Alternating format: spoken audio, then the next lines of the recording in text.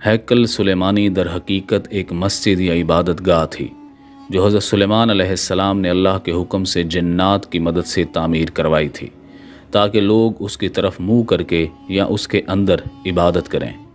ہیکل سلیمانی کی تعمیر سے پہلے یہودیوں کے ہاں کسی بھی باقاعدہ ہیکل کا نہ تو کوئی وجود تھا اور نہ ہی اس کا کوئی تصور موجود تھا۔ اس قوم کی بددعاؤں والی خانہ بدوش زندگی تھی۔ ان کا ہیکل یا معبد ایک خیمہ تھا۔ اس خیمے میں تابوت سکینہ رکھا ہوتا تھا جس کی جانب یہ رخ کر کے عبادت کیا کرتے تھے۔ روایت کے مطابق یہ تابوت جس لکڑی سے تیار کیا گیا تھا اسے شمشاد کہتے ہیں اور اسے جنت سے حضرت آدم علیہ السلام کے پاس بھیجا گیا تھا۔ یہ تابوت نسل در نسل انبیاء سے ہوتا ہوا حضرت موسیٰ علیہ السلام تک پہنچا۔ اس مقدس صندوق میں حضرت موسیٰ علیہ السلام کے عصا، من و سلوہ اور دیگر انبیاء کی یادگاریں تھیں۔ یہودی اس تابوت کی برکت سے ہر مصیبت پریشانی کا حل لیا کرتے تھے۔ مختلف اقوام کے ساتھ جنگوں کے دوران اس صندوق کو لشکر کے آگے رکھا کرتے تھے۔ اس کی برکت سے دشمن پر فتح پایا کرتے۔ جب حضرت داؤد علیہ السلام کو بادشاہت عطا ہوئی تو آپ نے اپنے لیے ایک باقاعدہ محل تعمیر کروایا۔ ایک دن ان کے ذہن میں خیال آیا کہ میں خود تو محل میں رہتا ہوں جبکہ میری قوم کا معبد آج بھی خیمے میں رکھا ہوتا ہے۔ یہ بائبل کی روایت ہے جسے بائبل میں یوں نقل کیا گیا ہے۔ بادشاہ نے کہا، میں تو دیودار کی شاندار لکڑی سے بنے ہوئے ایک محل میں رہتا ہوں مگر خداوند کا تابوت ایک خیمے میں پڑا ہوا ہے۔ چنانچہ آپ نے ہیکل کی تعمیر کا ارادہ کیا اور اس کے لیے ایک جگہ کا تعین کیا۔ ماہرین نے آپ کو مشورہ دیا کہ اس ہیکل کی تعمیر آپ کے دور میں ناممکن ہے، آپ اس کا ذمہ اپنے بیٹے سلیمان علیہ السلام کو دے دیجئے۔ چنانچہ حضرت سلیمان علیہ السلام نے اپنے دور حکومت کے چوتھے سال میں اس کی تعمیر کا باقاعدہ آغاز کیا۔ آج اس کی بناوٹ اور مضبوطی سے اندازہ کیا جا سکتا ہے کہ یہ تعمیر انسانوں کے بس کی بات نہیں تھی۔ اتنے بھاری اور بڑے پتھروں کو ان جنات کی طاقت سے چنا گیا جن پر حضرت سلیمان علیہ السلام کی حکومت تھی۔ ہیکل کی پہلی تعمیر کے دوران حضرت سلیمان علیہ السلام اس دنیا سے رخصت ہو گئے، لیکن جنات کو پتہ نہ چل سکا اور انہوں نے ہیکل کی تعمیر مکمل کر دی۔ یہ واقعہ آپ نے پہلے بھی پڑھا ہوگا کہ حضرت سلیمان علیہ السلام کی روح اللہ نے دوران عبادت ہی قبض کر لی، لیکن اس کی ترکیب اس طرح بنائی کہ آپ ایک لکڑی پر سر اور کمر رکھ کر عبادت میں مصروف ہو گئے، اور اس لکڑی کے سہارے سے یوں لگتا تھا کہ آپ ابھی عبادت ہی کر رہے ہیں جبکہ آپ کا انتقال ہو چکا تھا۔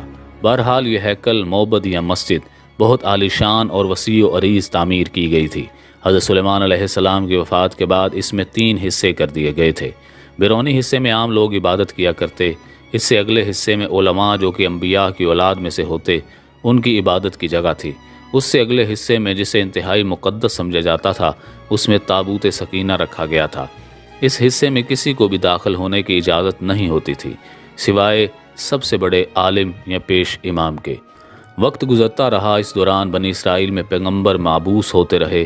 یہ قوم بد سے بدتر ہوتی رہی۔ یہ کسی بھی طرح اپنے گناہوں سے توبہ طائب ہونے یا ان کو ترک کرنے کے لیے تیار نہیں رہتے تھے۔ یہ ایک جانب تو عبادتیں کیا کرتے، دوسری جانب اللہ کے احکام کی صریح خلاف ورزی بھی کرتے رہے۔ ان کی اس دوغلی روش سے اللہ پاک ناراض ہو گیا۔ ان کے پاس ایک بہت بڑی تعداد میں انبیاء بھی بھیجے گئے، لیکن یہ قوم سدھرنے کو تیار نہ تھی، حتیٰ کہ ان کی شکلیں تبدیل کر کے بندر اور سور تک بنا دیے گئے، لیکن یہ گناہوں سے باز نہ آئے۔ تب اللہ نے ان پر لعنت کر دی۔ 586 قبل از مسیح میں بخت نصر نے ان کے ملک پر حملہ کیا، ان کا ہیکل مکمل طور پر تباہ و برباد کر دیا۔ ہیکل میں سے تابوت سکینہ نکالا، 6 لاکھ کے قریب یہودیوں کو قتل کیا، تقریباً 2 لاکھ یہودیوں کو قید کیا اور اپنے ساتھ بابل موجودہ عراق لے گیا۔ شہر کے باہر یہودی غلاموں کی ایک بستی تعمیر کی جس کا نام تل ابیب رکھا۔ 70 سال تک ہیکل صفحہ ہستی سے مٹا رہا۔ دوسری طرف بخت نصر نے تابوت سکینہ کی شدید بے حرمتی کی اور اسے کہیں پھینک دیا۔ کہا جاتا ہے کہ اس حرکت کا عذاب اسے اس کے ملک کو اس طرح ملا کہ سن 539 قبل از مسیح میں ایران کے بادشاہ سائرس نے بابل موجودہ عراق پر حملہ کر دیا اور بابل کے ولی عہد کو شکست فاش دے کر بابلی سلطنت کا مکمل خاتمہ کر دیا۔ سائرس ایک نرم دل اور انصاف پسند حکمران تھا۔ اس نے تل ابیب کے تمام قیدیوں کو آزاد کر کے ان کو واپس یروشلم جانے کی اجازت دے دی اور ساتھ ہی ان کو ہیکل کے نئے سرے سے تعمیر کی اجازت دے دی۔ چنانچہ ہیکل کی دوسری تعمیر 537 قبل از مسیح میں شروع ہوئی، لیکن تعمیر کا کام سر انجام دینے والوں کو اپنے ہم وطن دشمنوں کی اتنی زیادہ مخالفت کا سامنا کرنا پڑا کہ تعمیراتی کام جلد ہی مکمل طور پر بند ہو گیا، اور دارا یعنی ڈیریس اول کے دور حکومت تک مداخلت ہی کا شکار رہا۔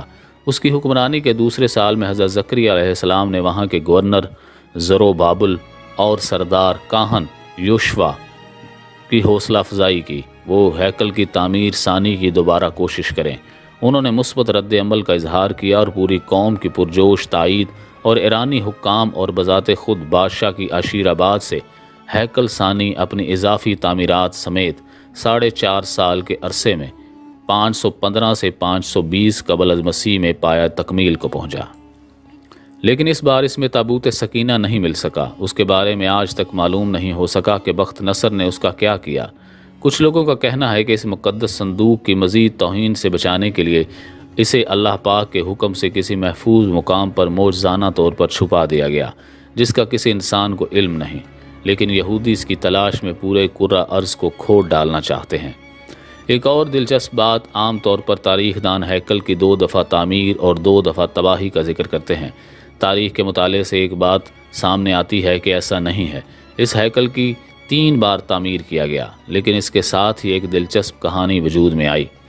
ہیروڈس بادشاہ، جو کہ حضرت عیسیٰ علیہ السلام کی پیدائش سے چند سال پہلے کا بادشاہ ہے، اس نے جب اس کی بہتر طریقے سے تعمیر کی نیت کی تو یہودیوں کے دل میں ایک خوف پیدا ہوا کہ اگر اسے نئے سرے سے تعمیر کرایا گیا تو دوبارہ تعمیر نہیں ہوگا۔ ہیروڈس نے ان کو بہلانے کے لیے کہا کہ وہ صرف اس کی مرمت کرانا چاہتا ہے، اسے گرانا نہیں چاہتا۔ چنانچہ سن 19 قبل از مسیح میں اس نے ہیکل کے ایک طرف کے حصے کو گرا کر اسے تبدیلی کے ساتھ اور کچھ وسیع کر کے تعمیر کروایا۔ یہ طریقہ کامیاب رہا اور یہودیوں کی عبادت میں خلل ڈالے بغیر تھوڑا تھوڑا کر کے ہیکل گرایا جاتا اور اس کی جگہ نیا اور پہلے سے مختلف ہیکل وجود میں آتا رہا۔ یہ کام 18 ماہ میں مکمل ہوا اور یوں تیسری بار ہیروڈس کے ذریعے ایک نیا ہیکل وجود میں آیا۔ کچھ عرصہ بعد حضرت عیسیٰ علیہ السلام کا ظہور ہوا۔ حضرت عیسیٰ پر ایک بار پھر یہودیوں نے حسب معمول مظالم کے پہاڑ توڑ دیے۔ دراصل وہ اپنے مسیحا کے منتظر تھے، جو دوبارہ آ کر ان کو پہلے جیسی شان و شوکت عطا کرتا۔ حضرت عیسیٰ علیہ السلام کے مصلوب ہونے کا واقعہ پیش آیا اور آپ کے مصلوب ہونے کے 70 سال بعد ایک بار پھر یہودیوں پر اللہ کا عذاب نازل ہوا۔ اس بار اس عذاب کا نام ٹائٹس تھا۔ یہ رومی جرنیل بابل کے بادشاہ بخت نصر سے بھی زیادہ ظالم ثابت ہوا۔ اس نے ایک دن میں لاکھوں یہودیوں کو تہہ تیغ کر دیا۔ اس نے ہیروڈس کے بنائے ہوئے عظیم الشان ہیکل کی اینٹ سے اینٹ بجا دی اور یہودیوں کو ہمیشہ کے لیے یروشلم سے نکال باہر کیا۔ یہودی پوری دنیا میں بکھر کر رہ گئے اور رسوا ہوئے۔ کم و بیش 1800-1900 سال تک بھٹکنے کے بعد برطانیہ نے جب فلسطین پر قبضہ کیا تو ساتھ ہی ایک ناجائز بچے اسرائیل کو فلسطین میں جنم دیا، اور یوں صدیوں سے دھکے کھانے والی قوم کو ایک بار پھر اس ملک اسرائیل میں اکٹھے ہونے اور رہنے کی اجازت مل گئی۔ لیکن یہ قوم اپنی ہزاروں سال پرانی گندی فطرت سے باز نہ آئی۔ یہ برطانیہ کے جنم دیے ہوئے اسرائیل تک محدود نہ رہے، ایک بار پھر ہمسایہ ممالک کے لیے اپنے فطرت سے مجبور ہو کر مصیبت بننے لگے۔ 5 جون 1967 کو اس نے شام کی گولان کی پہاڑیوں پر قبضہ کر لیا۔ 1968 میں اردن کے مغربی کنارے پر قابض ہو گئے۔ اسی سال مصر کے علاقے پر بھی کنٹرول کر لیا۔ آج اس قوم کی شرارتیں اور پھرتیاں دیکھ کر اندازہ ہوتا ہے کہ یہ آج سے 2-3 ہزار سال پہلے بھی کس قدر سازشی رہے ہوں گے۔ اب ان کا اگلا مشن جلد از جلد اسی ہیکل کی تعمیر ہے، اور اس ہیکل میں تخت داؤد اور تابوت سکینہ کو دوبارہ رکھنا ہے، تاکہ ایک بار پھر یہ اپنے مسایہ یہودی زبان کا لفظ مسیحا کے آنے پر پوری دنیا پر اپنی حکومت قائم کر سکیں، اور یہ کام انتہائی تیز رفتاری سے کر رہے ہیں۔ اس ہیکل کی تعمیر کے نتیجے میں یہ پوری دنیا جنگ کی آگ کی لپیٹ میں آ جائے گی۔ امریکہ کے صدر ڈونلڈ ٹرمپ کا اسرائیل کے دارالخلافہ کی تبدیلی کا اعلان بھی اسی سلسلے کی ایک کڑی تھا، لیکن مسلمان اقوام کو کوئی پرواہ نہیں۔